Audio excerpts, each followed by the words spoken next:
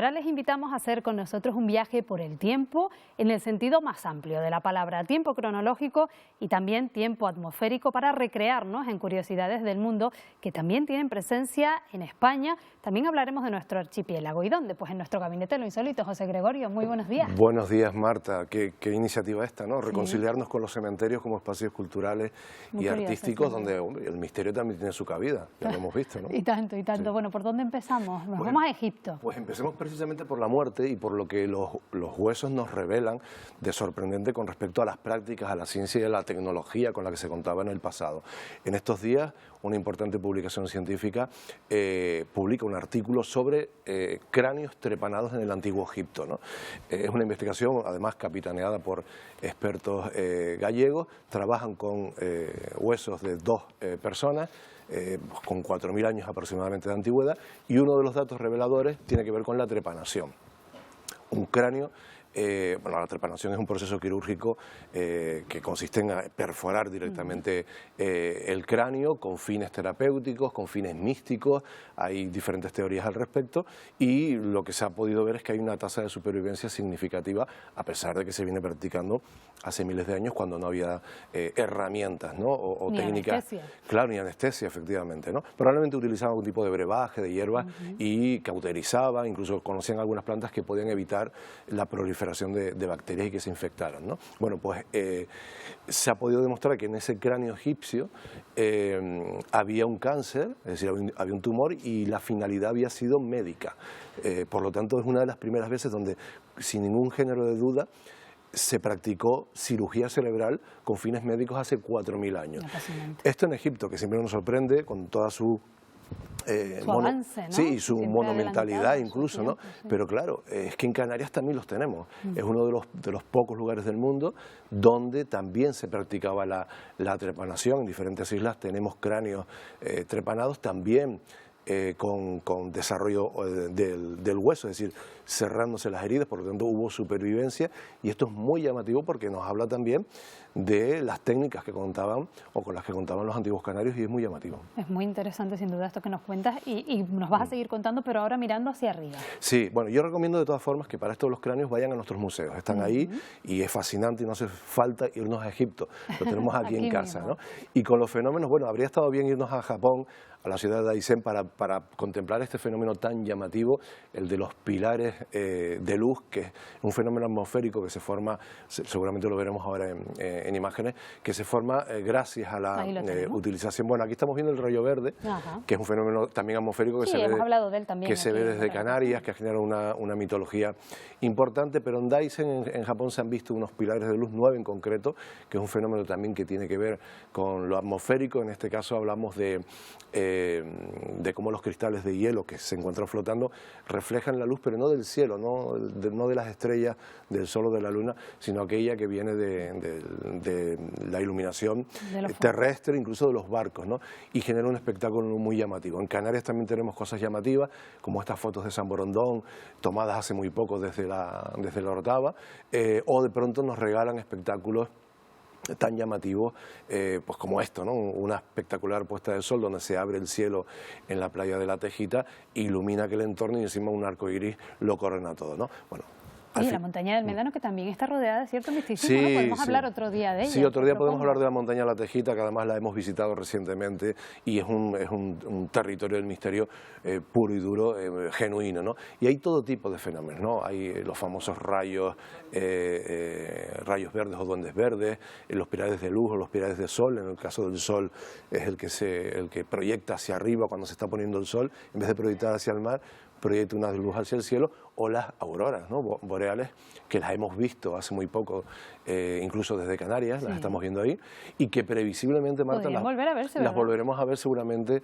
en poco tiempo, quizás en algunas semanas, si se cumplen las previsiones de los astrónomos, ¿no? Muy bien, pues en Canarias nos quedamos porque queremos irnos a un rincón de esos que también merece la pena contar su historia. Sí, nos vamos a ir hasta la isla de Gran Canaria. Allí vamos a hablar o vamos a poder hablar de meteoritos. Son fragmentos de un cuerpo celeste que entra en el planeta Tierra y que la atmósfera, bueno, lo desintegra generando, ¿no?, ese espectáculo luminoso tan singular. Bueno, la palabra meteoro proviene del griego y significa fenómeno en el cielo. Y en Canarias hemos visto bastantes, pero últimamente algunos especialmente llamativos. Bueno, pues para conocer mejor todo esto, Marta, ¿qué te parece si nos vamos hasta el estudio del geólogo José Lanza en Gran Canaria?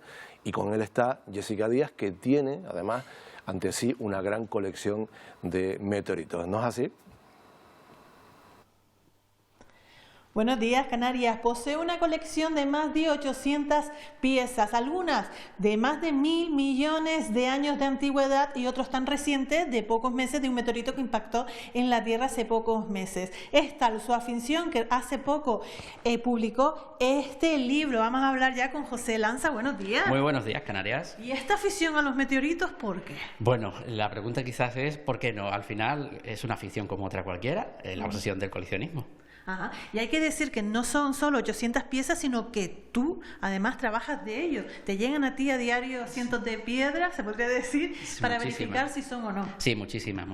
¿Y cómo averiguamos que es meteorito o no? Al laboratorio obligatoriamente. Aquí tendremos que hacer análisis de petrografía, análisis de geoquímica, isótopos en algunos casos, y conforme a los datos aportados, pues así podremos saber no solo si efectivamente son rocas de fuera de la Tierra, sino la edad que tienen y el lugar de procedencia. José, estamos viendo, como tú dices, las joyas de la corona, ¿no? ¿Por qué? Efectivamente. Bueno, estas son algunas rocas quizás de las más antiguas, ¿no? Son rocas lunares, son auténticos tesoros procedentes de las tierras altas de nuestro satélite, más de 4.500 millones de años de antigüedad. Son auténticas joyas para un científico. Si pasamos a la siguiente estantería, ¿qué encontramos ahí? Pues aquí nos venimos encontrando meteoritos de procedencia asteroidal, procedentes del asteroide Vesta o de otros grandes asteroides que existieron en el pasado y hoy ya son desconocidos, quizás no existan. Me ha llamado la atención que tienes termómetros en cada estantería. Sí, hay que controlar muy bien, tener muy bien controlado sobre todo la humedad más que la temperatura, ya que son rocas que proceden de un ambiente totalmente distinto al terrestre, y la humedad es el gran enemigo de los meteoritos. En la siguiente estantería encontramos meteoritos de otro tipo de colores, ¿no? Más claros, grises, marrones. Bueno, en este caso es lo que llamamos fenómenos de impacto. Son rocas terrestres modificadas por el impacto de grandes asteroides en el pasado. Son los vestigios que quedaron de aquellas grandes colisiones del pasado. Bueno, en la siguiente parecen de hierro. Son hierro. Aquí tenemos los meteoritos metálicos, núcleos de asteroides, quizás los más utilizados incluso en joyería. Podemos ver aquí algunos ejemplos, ¿no? Son rocas metales muy interesantes que tienen particularidades que no encontramos en los metales terrestres y que los hacen realmente curiosos para un científico y para entender el origen de nuestro sistema planetario. José, en la última estantería son especiales también porque puede ser el origen de la vida, ¿no? Efectivamente, aquí tenemos condritas, las llamamos ordinarias, y carbonáceas sobre todo. Son meteoritos muy primitivos de procedencia asteroidal y que conservan pues bastantes compuestos relacionados con el carbono, entre ellos hidrocarburos, amidas, aminas, aminoácidos, lo que viene a ser la base sobre la que se fundamenta la aparición de la vida en el planeta. José, tú eres miembro de la Asociación Internacional Meteorítica. Te llegan aquí piezas de todo el mundo, ¿no? Para analizar. De muchas partes del mundo, sí, bastante. Ajá. Y por ejemplo, aquí en Canarias. Aquí en Canarias, no, todavía no se ha encontrado nada, lamentablemente. Estamos en la búsqueda, aunque no lo parezca, pero es muy complicado. Encontrar piedras negras en un lugar donde todo son piedras negras es complicado. Bueno, me imagino la forma, el peso son diferentes. Sí, ayuda bastante. Si tienes buen ojo, pues a lo mejor eso te va a ayudar bastante más a localizar algo. De lo contrario, es una empresa abocada al fracaso. Pues José, muchísimas gracias por abrirnos y mostrarnos tu colección. Muchísimas gracias a ustedes. Pues nada, más de 800 piedras, meteoritos, que como decíamos está en la afición, que ha publicado recientemente un libro. Y si alguien ha localizado una piedra que puede ser un meteorito, nada, puede entrar en la web geocolección.com y ponerse en contacto con José.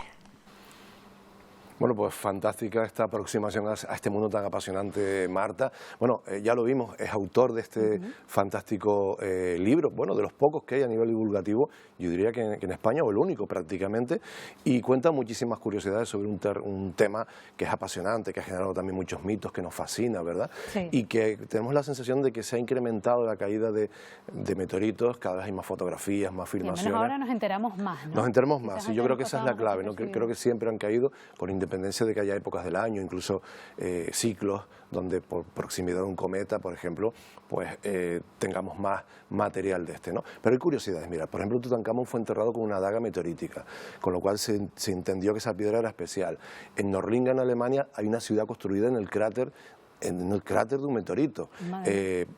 Y parte Pues ya era grande. Claro, y parte, 15 kilómetros, y parte del material de algunas de las casas es piedra meteorítica. O en la Meca, por ejemplo, en la Meca poca gente sabe que hay una piedra meteorítica ahí, donde después se construye pues todo ese fantástico templo al que acuden millones de personas todos los años, ¿no? O Y sea que viendo la apariencia de estos meteoritos, algunos quizás nos los encontramos por la calle y nos pasan desapercibidos. Sí, ¿no? bueno, José Lanza daba una clave, ¿no? Y es decir, en un territorio como el nuestro, de piedras negras, un meteorito negro pasa desapercibido, esa es la verdad. Pues José, nos vemos de nuevo el próximo martes con más asuntos interesantes. Perfecto, nos vemos, Gracias, Marta, feliz gracias. semana.